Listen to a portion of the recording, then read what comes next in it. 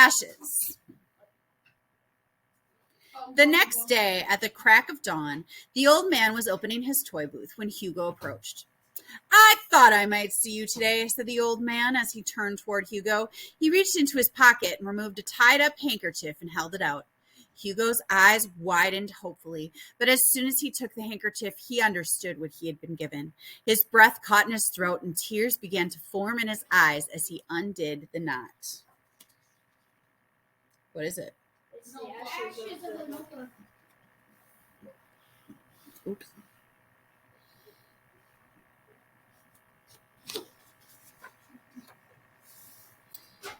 Hugo touched the ashes and then let them fall to the floor with the handkerchief. He staggered backward. All of his plans, all of his dreams disappeared in that scattered pile of ashes. Hugo charged at the old man, but the old man was quick and caught his arms. What is your attachment to this notebook? He demanded as he shook Hugo. Why won't you tell me? Hugo was sobbing as he tried to release himself from the old man. He noticed something strange. The old man seemed to have tears in his eyes too. Why in the world would he be crying? Go away, the old man whispered, letting go of Hugo. Please, just go away. It's over. Hugo wiped his eyes with his dirty, ashen hands, leaving long black smudges across his face. He turned around and ran off as fast as he could. Hugo was exhausted, but it was time to check the clocks again. For a moment, he considered giving himself up. He'd never get the message from the automaton now, so he might as well turn himself in to the station inspector and be sent to the orphanage. At least there, he wouldn't have to steal food and worry about the clocks breaking down. But the thought of losing the mechanical man was too much to bear. He had grown to love it. He felt responsible for it. Even if it didn't work, at least at the train station he had it nearby. What did he say that happened to Hugo's? He just disappeared one day. Some of us think he died. Yeah, because he disappeared. Well, no, he got locked in a thing. Nope, that was his dad. Got locked. Hugo set to work on the clocks, but no matter how he tried to distract himself, he kept seeing the handkerchief filled with ashes. He was angry with the old man, and he would never forgive the girl for lying to him. At the end of the day, Hugo put down his bucket of tools and sat next to the clock he had been checking. He placed the railroad watch in the bucket, pulled his knees up to his chin, and held his head in his hands. The steady rhythm of the clock lulled Hugo to sleep, but he dreamed of fire and woke up with a start. Frustrated and sad and finished with the clocks, he finally returned to his room and tried to sleep. But his mind wouldn't stop spinning, and so he reached for a scrap of paper and a pencil from one of the boxes near his bed. He sat down on the floor and drew pictures of clocks and gears, imaginary machines, and magicians on stage. He drew the automaton over and over and over again. He kept drawing until his mind calmed down. Then he slipped the drawing underneath his bed onto the big pile of other drawings he had done and climbed fully dressed into bed. That's kind of cool. Like, the place in the room. Like, I know it's not good, but like, when I go to the bathroom, It looks like a cool place to live. Morning came and the clocks were waiting as always. After Hugo had finished his round, he washed his face and hands in his basin. He was thirsty and longed for a hot cup of coffee. It was impossible to steal coffee since someone had to pour it, so he searched through his jars and came up with a few coins. Hugo bought himself the coffee and sat for a moment at one of the empty cafe tables. He preferred to pay for what he could with the coins that he found each week, and he tried not to steal anything he thought people needed. He took clothes from the lost and found and scavenged the garbage for day-old bread. Sometimes he allowed himself to steal fresh bottles of milk or pastries when they were left outside the cafe early in the morning, as his uncle had shown him. The toys, of course, had been an obvious exception to his rule. The coffee was hot, and as Hugo let it cool, he looked around the cavernous station at the people rushing by with 1,000 different places to go. When he saw them from above, he always thought the travelers looked like cogs in an intricate swirling machine. But up close, amid the bustle and the stampede, everything just seemed noisy and disconnected. When Hugo picked up his coffee again, he noticed that a folded up piece of paper had appeared on the table. He looked around, but there was no one near enough to have left it. Slowly, he unfolded the paper. It read, "Meet me at the bookseller's on the other side of the train station." That was all. But then Hugo turned the paper over. There was one more sentence. Your notebook wasn't burned. Secrets. Hugo had never been inside the books.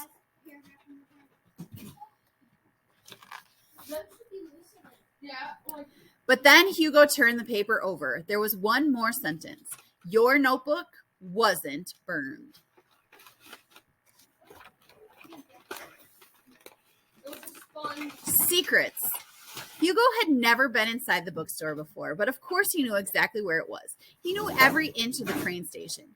Opposite the cafe, not far from the main waiting room, there were two wooden tables covered in books, flanking a door that read, R. Labise, bookseller, new and used. A little bell jingled as Hugo stepped inside the store. He was rubbing the buttons on his jacket, and one came off his hand. He slipped it into his pocket, where he continued to rub it. His heart was pounding. The place smelled of old paper, dust, and cinnamon. It reminded him of school, and a brief flash of his old life pleasantly filled his memory. His best friends, Antoine and Louise, both had black hair and liked to pretend they were brothers. Hugo and Louis, not Louise, sorry. Hugo hadn't thought about them in a while. The taller of the two boys, Antoine, used to call Hugo Tick-Tock because he always had clockworks in his pockets. Hugo wondered about them. Did they still pretend they were brothers? Did they miss him? Hugo had remembered that sometimes at night, Father would read to him from amazing adventure stories by Jules Verne in a collection of Hans Christian Andersen's fairy tales, which were Hugo's favorites. He missed being read to. A clerk sat at the desk between two tall piles of encyclopedias. Hugo looked around. At first, he didn't see anyone else in the shop, but then, like a mermaid rising from an ocean of paper, the girl emerged across the room. She closed the book she had been reading and motioned for Hugo to come over.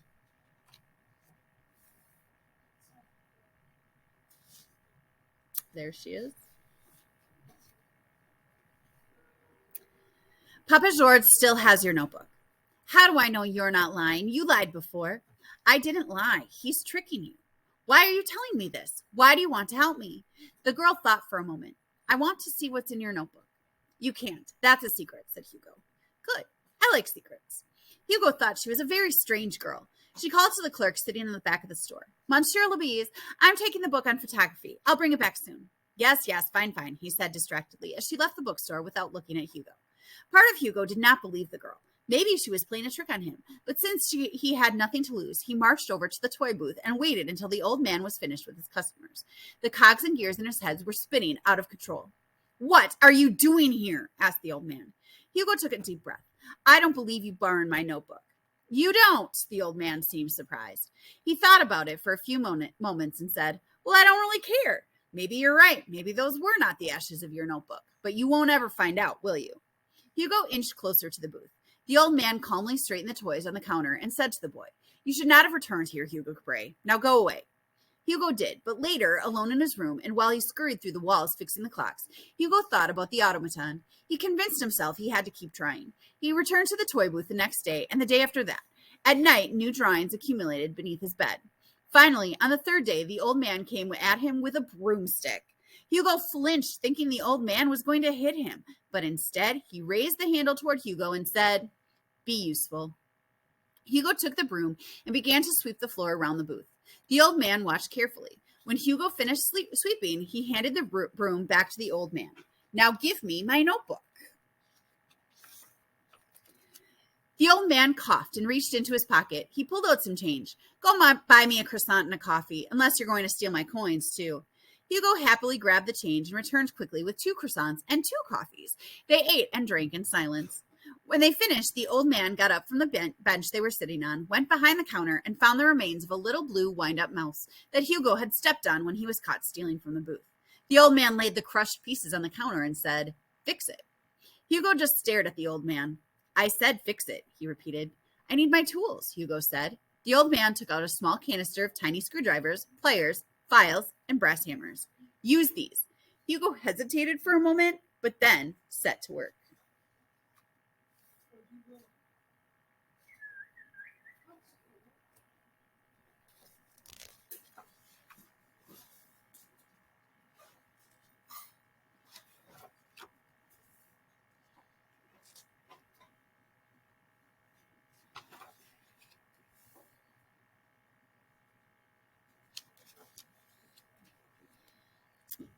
The mouse skittered noisily across the counter.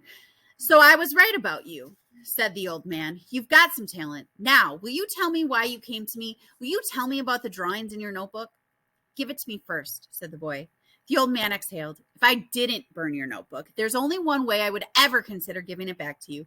Children like you are not worth the rags you wear, but most children like you would have disappeared completely after being caught, and most children like you aren't so good with mechanical things. Maybe you will prove there is more to you than being a thief.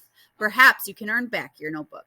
But remember, you are gambling with your time, because you might work for me for months and months only to find that you were wrong about the notebook.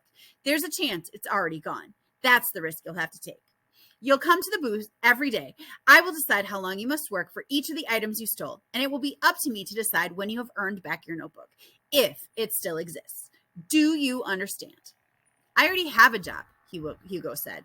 The old man laughed. Thief is not a job title, boy. I have another job, but I'll come here when I can. You begin tomorrow, said the old man, and Hugo ran off down the empty hallway, careful not to click his shoe heels on the stone floor. This wasn't the perfect plan, but for Hugo, at least it was a start. Why was he careful not to click his shoe heels on the stone floor?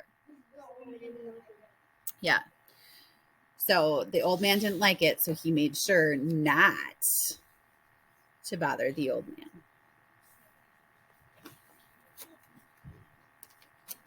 FYI, we are on page 165. We've read twice.